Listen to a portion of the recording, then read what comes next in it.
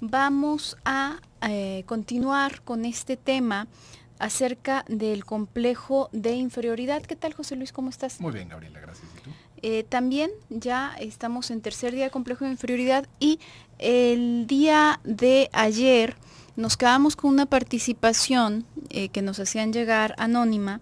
Voy a retomarla, si quizás no escuchaste el programa del día de ayer para que te des una idea.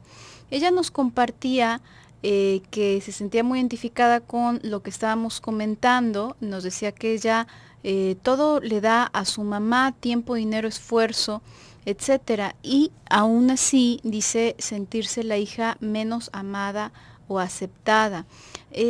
Comentaba que este fenómeno es muy frecuente, donde en efecto aquel hijo que se vive más maltratado, que se vive más hecho de lado, contrario a lo que nos podríamos imaginar de una forma más inmediata, es el que no es que siempre ocurra, pero es muy común. Es el que está más atento y a veces incluso dedica pues tal cual la vida, ¿no? A alguno de los padres o a ambos, quedándose ahí, no haciendo ningún proyecto, no saliendo nunca de casa, quiero decir, tener pareja, irse a vivir a otro lugar, estar sumando para su propio bienestar, aparte e independiente de los padres. Podemos ver esto. Y aquí se maneja tanto este deseo, digamos que parece como que se fundiera tanto el anhelo de sí agradar al otro, como al mismo tiempo todo el resentimiento por el abandono registrado durante todo ese tiempo. Entonces se hacen unas relaciones muy peculiares, ¿no? Unas relaciones en donde el hijo termina, curiosamente, llevando a cabo todos los cuidados que nunca tuvo a bien llevar a cabo la madre o el padre. Vamos a pensar en un niño que estuvo muy solo, un niño, una niña que estuvieron muy solitos desde chiquitos, que casi que tuvieron que aprender a caminar y a masticar rápido porque nomás no les prestaban suficiente atención a su alimentación, etcétera.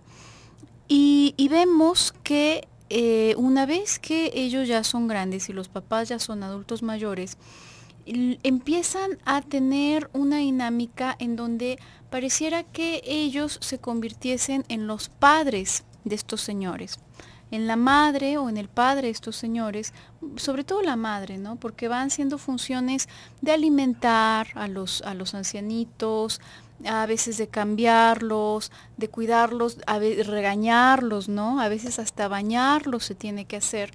Como que se cambiaran, como que se invirtieran los papeles y esta vez la persona de una forma fantástica y torcida, por supuesto, es como si estuviese corrigiendo todo lo que no le dieron, ahora dándoselo ella o dándoselo él a esta mamá o a este papá que fue tan descuidado. Pero no va así nada más de gratis, sino que junto con ese cuidado, decíamos, va también el monto de resentimiento por el abandono vivido.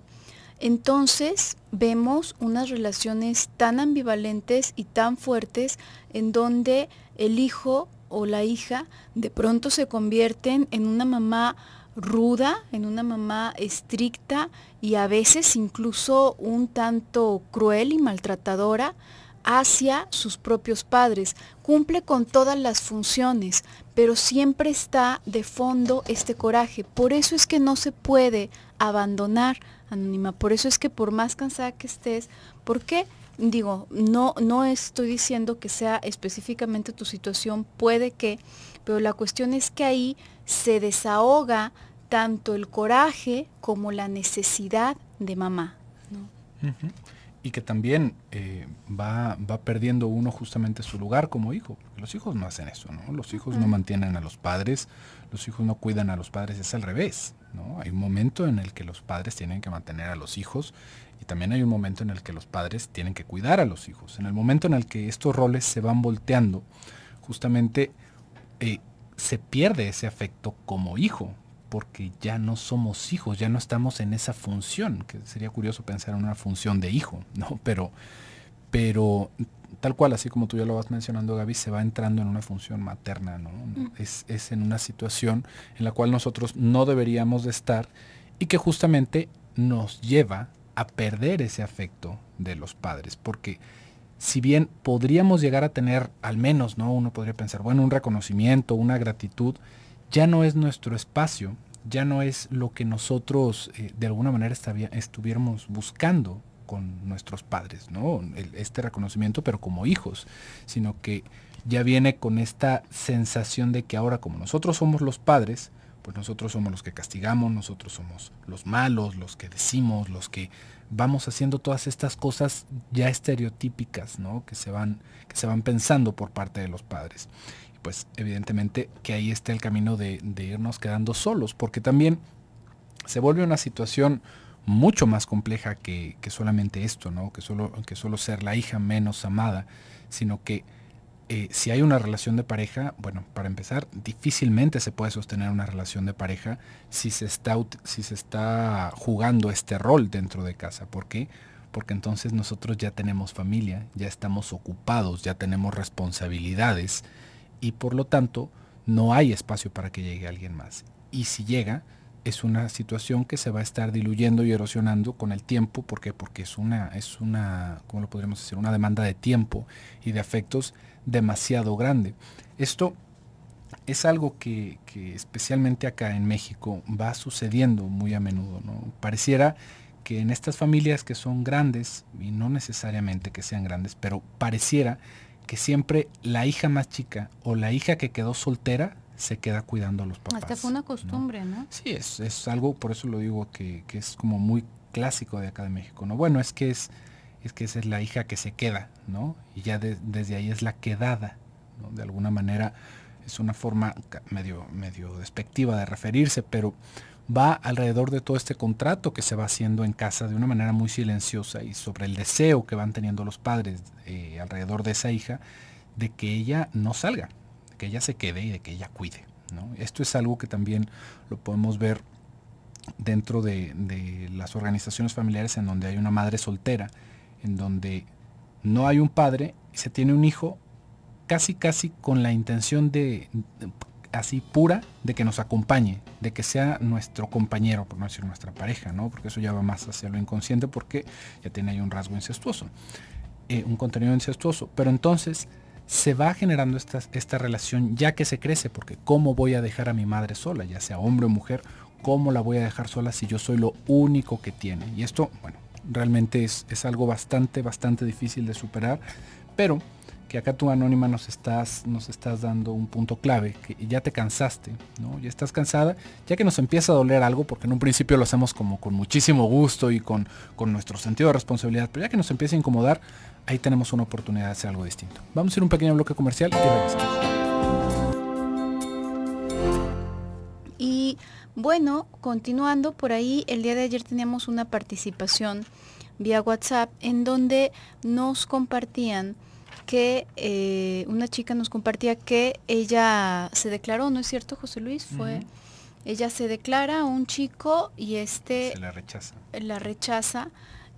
Argumentando que no le resultaba atractiva, ¿no? Una cuestión así. Que le parecía que tenía sobrepeso y que era de estatura muy bajita. Bueno, y bueno, esto ella decía que le afectó por bastante tiempo, ¿no es cierto? Que la hizo sentir muy mal, como menos tal cual como lo estamos hablando acá, ¿no? Bueno, esta dinámica, tendremos que pensar cómo es que una persona, digamos, se mide o se evalúa. Decíamos en días pasados que nuestra conciencia moral en sí tiene también, contiene el ideal de nosotros mismos. Es decir, este ideal de nosotros mismos forma parte de nuestra conciencia moral. Y esta instancia, decíamos, nos mide qué tan bien, qué tan mal estamos. Es como una instancia de autoobservación que nos está juzgando constantemente, para ponerlo en términos muy sencillos. No tiene necesariamente que ser una conciencia sádica. Muchas personas tienen una conciencia moral sádica.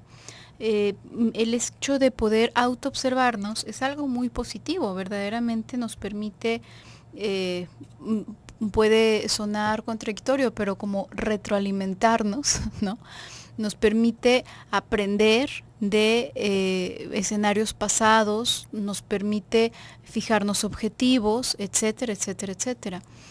Pero no únicamente, además de que esta instancia se genera a través de la interacción con otras personas, con nuestros primeros modelos, papá, mamá, hermanos mayores, profesores, etcétera, etcétera. Esta instancia viene del exterior en sí, únicamente que está interiorizada, está internalizada en la cabeza de la persona y ahora digamos que funciona por sí sola, ¿no? Entre comillas. Sin embargo, no es que se quede eso como medida únicamente y ya, sino que constantemente en la interacción diaria vamos corroborando muchas cosas, vamos corroborando que existimos en esta interacción diaria, vamos corroborando que tenemos los pies en la tierra, por eso muchas veces decimos es muy peligroso aislarse porque se va perdiendo el sentido de realidad, verdaderamente se va perdiendo el sentido de realidad. Esto no es algo que lo tenemos de una vez y para siempre, necesitamos estar saliendo al mundo de afuera, estar como reasegurándonos, estar verificando la realidad para continuar con los pies en la tierra. Y otra de las cuestiones es que nos va a reiterar, nos va a reafirmar que valemos como personas, esta interacción constante. ¿Por qué? Porque si yo tengo un trabajo, entonces sé que me puedo sostener por mí mismo, por mí misma, esto me da ciertas herramientas, ciertas posibilidades, me siento productivo, me siento productiva. Es decir, las personas con las que convivo, hay ciertas personas que veo que pueden extrañarme, que les agrado, otras personas a las que les desagrado, etcétera, etcétera, etcétera. Entonces, no es extraño que la retroalimentación de una persona de afuera pues me sacuda, porque también esto, digo, es a partir del otro que podemos vernos a nosotros mismos, ¿no? Es a partir de la mirada del otro que nos vamos constituyendo como persona, a final de cuentas. Entonces no es extraño que la palabra del otro nos pueda simbrar. Sin embargo, hay al menos dos factores que querría mencionar. ¿A qué grado me puede simbrar la palabra del otro? Y sobre todo, ¿qué es lo que estabas en el fondo intentando corroborar? ¿Por qué, digamos, a una persona, una persona a lo mejor se puede enamorar de alguien porque le trata bien, porque se ve que le tiene cariños, porque se ve que le tiene cuidados, porque entonces esto va generando un vínculo que se convierte en amor, ¿no? Pero muchas personas, a veces sin darse cuenta, de una forma inconsciente, van fijándose en personas que lo que les pueden retribuir, lo que les pueden retroalimentar o reiterar, es que no son amados. Entonces van tras esas personas, consiguen lo que inconscientemente estaban buscando, qué es este rechazo, o qué es este cuerno, o qué puede ser en distintos contextos, para entonces regresarse otra vez a su cuevita. Uh-huh. Y acá hay una idea muy común, que si uno tiene una buena autoestima no le debe de importar lo que le digan los demás. Eso no es una de esas fantasías egocentristas que llegamos a tener. No, es que yo soy tan fuerte y tan decidido que no importa la opinión que tengan los demás. No, a todos nos importa la opinión que tengan los demás. Y si no nos importara, tendríamos cosas mucho más graves de las cuales preocuparnos que la opinión de los otros, porque eso querría decir que estamos totalmente desconectados del mundo. porque acá hay una cosa bastante interesante que tú llevas abordando, Gaby. Nosotros nos vamos constituyendo a través de la mirada del otro. Esto es una frase que igual y resulta un poquito compleja, pero ¿cómo sabe usted que es alto o bajito, por ejemplo? No, bueno, pues porque me puedo medir. ¿Y ese número qué quiere decir? No, pues si yo mido unos 80, unos 60, pues yo ya puedo saber si soy alto o soy bajito. A través de compararnos con los otros. A través de que hay un promedio en el cual nosotros más o menos nos vamos ubicando con las personas que están a nuestro alrededor si somos altos o bajos. ¿Cómo sabemos si somos bien parecidos o no? No son rasgos meramente, ¿no? Sino que las personas nos dicen si somos o no somos atractivos. Entonces, ahí esto es, digo, y son rasgos como muy superficiales ahorita lo que le estoy diciendo, solamente nuestra altura, nuestra apariencia física. ¿Cómo sabemos si somos inteligentes? ¿Cómo sabemos si somos agradables con los demás? Esto no lo podemos saber por obra y gracia del Espíritu Santo. Esto lo tenemos que saber en relación con lo que nos vamos topando en el mundo exterior, con los mensajes, con el espejeo que nos hacen los otros. Es a través de ellos que nos podemos reconocer y todavía más profundo, es a través de ellos que nos constituimos como personas, ¿no? Uno podría decir desde la cosa más simple, ¿no? Por ejemplo, un dentista. ¿Un dentista es dentista en qué momento? ¿Cuando estudió para ser dentista o cuando está haciendo la labor de dentista, ¿no? Ese dentista es dentista si está subido en el camión, tal vez sepa hacer cosas, pero estamos ligados a través de la interacción y del poder ejercer un papel o un rol para tener una identidad. Porque imaginemos que alguien estudió para dentista, para odontólogo, y nunca en su vida ha hecho odontología. Y podríamos pensar, es ama de casa o maneja un taxi. ¿Es dentista? No, es ama de casa o es taxista, porque es la función que se está desempeñando.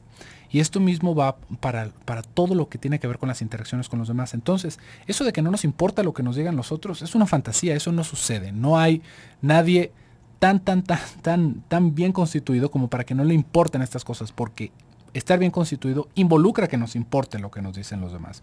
Y también nos va generando ahí un aspecto distinto. ¿Por qué? Porque uno podría decir, bueno, entonces ¿qué? Yo estoy, entonces de lo que me digan es de lo que yo voy a hacer o lo que voy a tener. No, esto nos hace sentir que estamos fuera de tener un control de esta parte de nuestro destino. Y sí, básicamente sí, no tenemos mucho control de eso, pero lo que sí es que nosotros no somos universalmente inteligentes o universalmente guapos, sino que depende de las personas con las que nos sepamos rodear, personas con las cuales no importa si somos inteligentes o si somos feos o si somos lo que sea, son personas que nos van a apreciar por el conjunto de cosas que tenemos. Y ahí es en donde muchas veces nos acabamos sintiendo rechazados. ¿Por qué? Porque no sabemos cómo involucrarnos con personas que sí nos puedan dar este tipo de mensajes y que nosotros también lo podamos responder para con ellos. Vamos a ir a un pequeño bloque comercial, en un momentito continuamos. Y continuando con el tema, nos enviaron por ahí un videito vía WhatsApp, muchas gracias, está muy acertado. Sí, bueno, gracias por su participación. Te recuerdo, si quieres participar con el programa, tenemos un número celular a través del cual puedes hacernos llegar mensajes vía WhatsApp, es 333-822-3208. Y decíamos entonces, esta interacción con el otro también va constantemente dándome una especie de retroalimentación que me mantiene al tanto, no únicamente de qué es la realidad de afuera, sino que también me da un punto de partida. No es que nos lo deberíamos de tomar exacto y literal, pero sí nos da una idea de quiénes somos nosotros, ¿no? Entonces, esto es, juega un papel, digamos, que puede llegar a ser muy perturbador para muchas personas, dependiendo de cómo hayan crecido y de qué capacidad exista para asumir e incluso disfrutar de las diferencias. ¿A qué me refiero? Decíamos, para poder tener ya no hablemos de autoestima, como se dice comúnmente. Antes que tener una buena autoestima o mala autoestima, entre comillas, es preciso para nosotros tener conciencia de que existimos como individuos. ¿Esto qué significa? Fuera de cualquier romanticismo de que si somos importantes, únicos e irrepetibles, no, fuera de eso, el hecho de verdaderamente sentirnos, no un saber teórico, ¿no? Uno podría decir, bueno, pues cualquier persona sabe que nació y sabe que existe, ¿no? Pero no es un saber nada más así consciente, ¿no? Sino un sentirse verdaderamente como cuajado, como verdaderamente en su centro, ¿no? Apoderado de su propia persona, de su propio ser, con esta seguridad. Hay personas que, bueno, pueden decir, me voy a comer un chocolate y les dicen, están más ricas las magdalenas, y ya se lo están pensando, ¿no? No, a lo mejor cometí un error desde el principio. De verdad, es como que no tuvieran nada consistente, fuerte dentro de ellos, que les diera una seguridad para dar cada paso, ¿no? Cualquier paso, absolutamente. Entonces, teóricamente pueden estar enterados de que nacieron y que crecieron y que se llaman fulanito, fulanita de tal, pero no es que verdaderamente en su experiencia de vida diaria se sientan como un sujeto, como una persona, un individuo, sino que están expuestos a todos los demás. Si bien es cierto que la retroalimentación con los otros y el reflejo en la mirada de los otros nos va a constituir en gran medida, también es muy importante que tengamos como una piel protectora que marca hasta aquí soy yo y todo lo demás son los otros, ¿no? Entonces, esta persona tiene esta opinión, esta persona tiene esta forma de hacer las cosas y yo tengo esta otra. En la interacción y en la retroalimentación puedo incluso nutrirme de lo que encuentro en las personas de alrededor. Pero si yo no tengo esta piel protectora, si yo no tengo esta consistencia de ser, entonces es como que todo el mundo tuviese un acceso directo a tu médula, ¿no?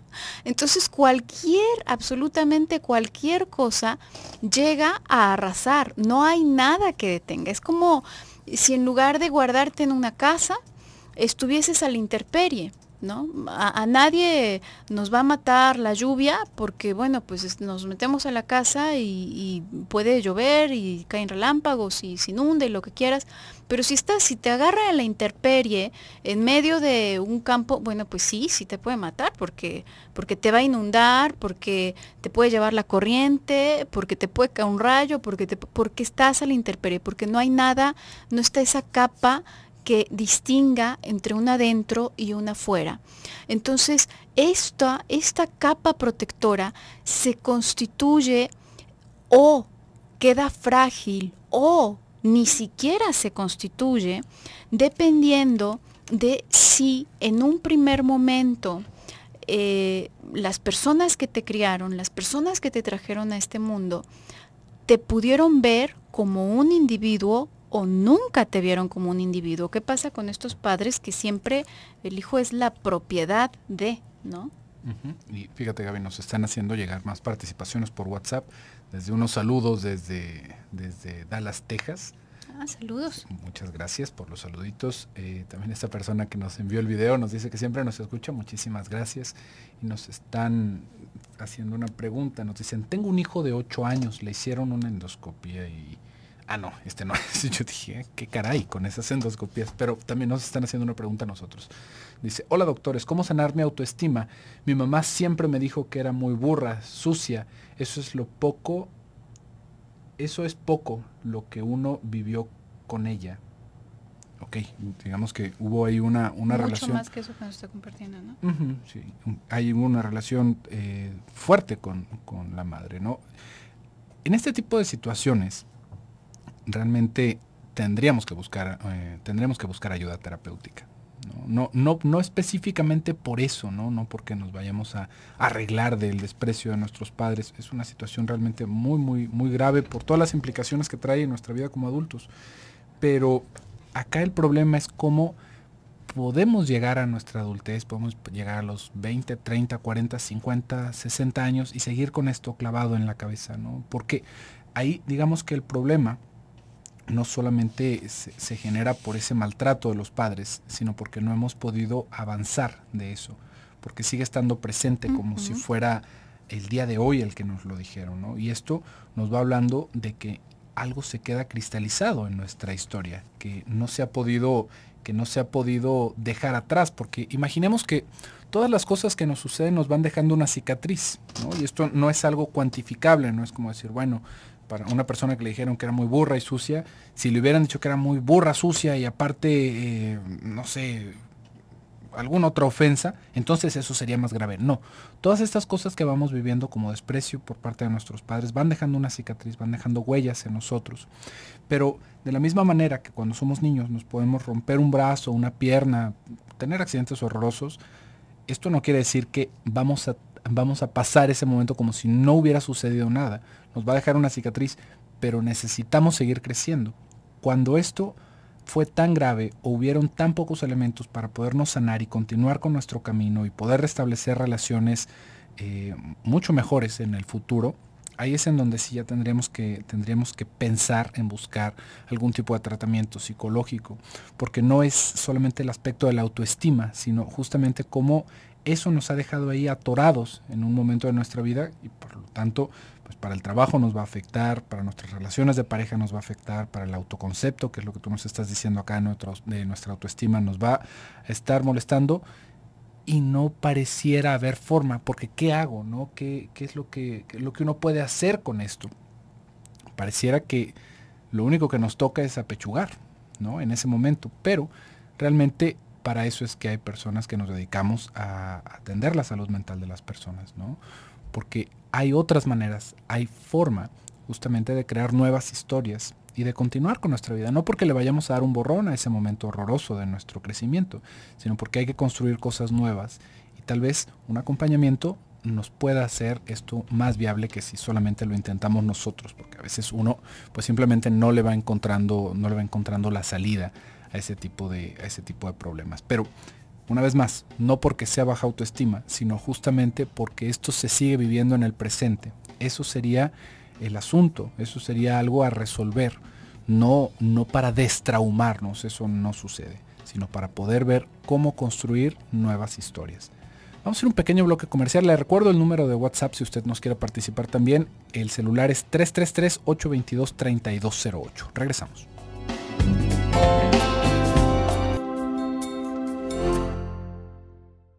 Regresamos a tu programa Desde tu Mirada, 6:49. Estamos en el último bloque del programa del día de hoy, hablando acerca del complejo de inferioridad. El día de mañana estaremos hablando acerca de el dicho al hecho, ¿no?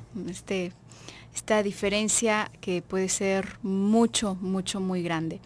Y bueno, con todo esto que hemos estado comentando, que esto se va forjando inicialmente en la capacidad que llegan a tener las personas que te criaron para poder verte distinto y de tal forma poder más adelante en la vida encontrar las cosas también en una dimensión, no en tanto que mejor o peor, sino en tanto que hay una diversidad, ¿no? Porque también esta balanza en donde se toma a los otros como punto de partida, a veces está un tanto chueca en el sentido de que se asume que existe un solo estereotipo que debería de ser lo correcto y que todo lo que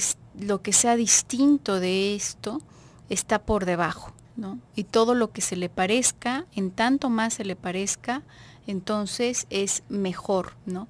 Y esto lo podemos ver no únicamente en el ámbito, lo que tiene que ver con apariencia, ¿qué suena? No únicamente en lo que tiene que ver con apariencia física, con inteligencia, con incluso a qué se dedica la vida, ¿no? Si es mejor ser madre o ser profesionista, si es más exitoso el que tal o el que cual, si es más exitoso el que se casó o el que se quedó soltero o el que...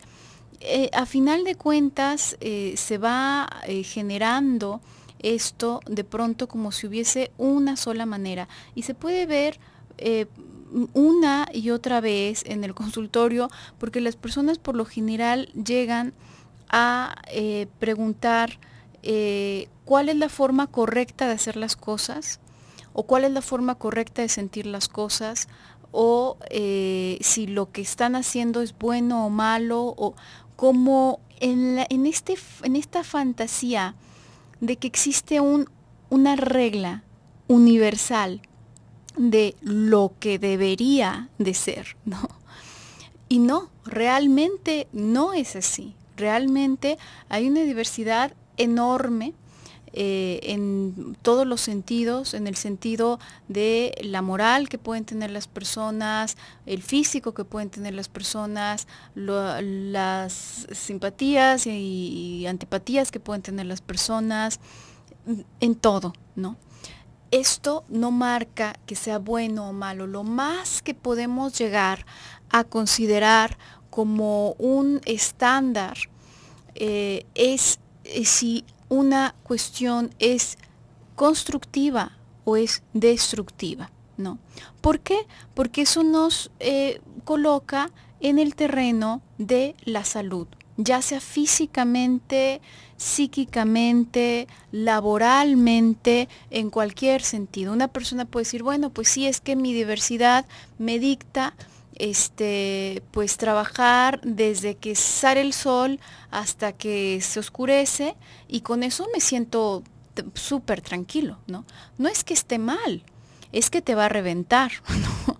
No es que esté moralmente mal que tú hagas eso, ni tampoco moralmente bien. La cuestión ahí no es una evaluación en ese sentido, ¿no? En el sentido de la estima propia, es una evaluación en el sentido de la salud, pues eso te va a reventar eventualmente, no una persona que diga, bueno, es que a mí me critican todos en mi familia porque no quiero trabajar, pero es que yo soy un alma libre. Bueno, ¿y te permite sostenerte eso? Porque si te permite sostenerte, bueno, pues no, nunca te vas a morir de hambre, ¿no? Pero si no te permite a ti mismo, a ti misma sostenerte, no que alguien más te esté sosteniendo y entonces te puede rascar la panza, porque eso sigue siendo una situación muy peligrosa, ¿no? Sigue siendo una situación muy destructiva. Bueno, pues entonces probablemente habrás encontrado otras vías distintas para, ¿no? No, pues es que para mí la belleza es ser un palo, ¿no? Entonces voy a dejar de comer. Bueno, no es que sea feo o sea bonito o sea bueno o sea malo, es que te va a matar, ¿no? Entonces lo podríamos considerar negativo, ¿sí? Esto es lo más que podemos llegar a pensar como un estándar más universal, aquello que te ata a la vida, aquello que es productivo, aquello que le suma al deseo de vivir, a las ganas de vivir, a la posibilidad de disfrutar tu cuerpo, tu trabajo, tu pareja, tus amigos, esto es productivo. Aquello que te va asumiendo, esto es destructivo. Pero fuera de ahí, esta comparación no tendría que ser en el sentido de mejor, peor, sino en el sentido de asumir y aceptar la diferencia, ¿no? Y fíjate, Gaby, nos están haciendo llegar participaciones. Por acá por el WhatsApp nos dicen, los felicito por su programa, ¿cómo aumento la autoestima en los niños? Queriéndolos, ¿no? Y dándoles espacio. Dándoles también. espacio, ¿no? Pero básicamente si los queremos, con eso es más que suficiente, ¿no? No hay que quererlos mucho. No demasiado, no ajá, demasiado. porque se los tragan luego. Como dicen por ahí, con un poquito de frío y un poquito de hambre, pero con mucho cariño. Y también nos siguen mandando saludos y nos dicen acá, hola José Luis y Gaby, en una mayoría los papás de antes éramos de su propiedad y como esclavos. Uh-huh. Mi mamá tristemente decía, si no soy dueña de mis hijos, entonces ¿de qué soy dueña? Válgame. de sus chanclas, de su ropa, bueno. Y ahí me tenían explicándole, mira, hasta en la Biblia dice que el hombre se casará y hará su vida. Yo le ayudaba económicamente, pero como dijo Gaby, había un cierto resentimiento. Era muy dura y yo no era la hija elegida, consentida. Yo era para proveer, pues al final de su vida, sí fui la consentida y yo dejé mi resentimiento y dije, mis hermanos no la apoyan, ni modo, así que hice frente. En sus últimos días de vida me quedé en paz conmigo misma. Saludos, muy interesantes sus programas y participo en el sorteo. ¿Qué sorteo? Yo creo que el sorteo de la semana de los libros de Radio Mujer. Pero eso es vía internet, ¿verdad, Claudia? Sí, eso es en la página, porque sorteo el día de hoy, pues no estamos obsequiando nada. Pero acá, curioso, ¿no? En tu participación, tú nos dices esto y que justamente es el reclamo. Fíjese nada más, ahí, entre líneas. Había un cierto resentimiento, era muy dura y yo no era la hija elegida consentida, yo era para proveer. Porque nosotros, eso es lo que estamos buscando. Fíjese todo lo que podemos llegar a sacrificar por el amor de los padres, ¿no? Podríamos llegar a sacrificar nuestra vida personal, profesional, amorosa, por ser el consentido de nuestros papás. Qué caro nos va a salir eso. Carísimo. Es una factura que no deberíamos de estarle apostando a esta parte. ¿Por qué?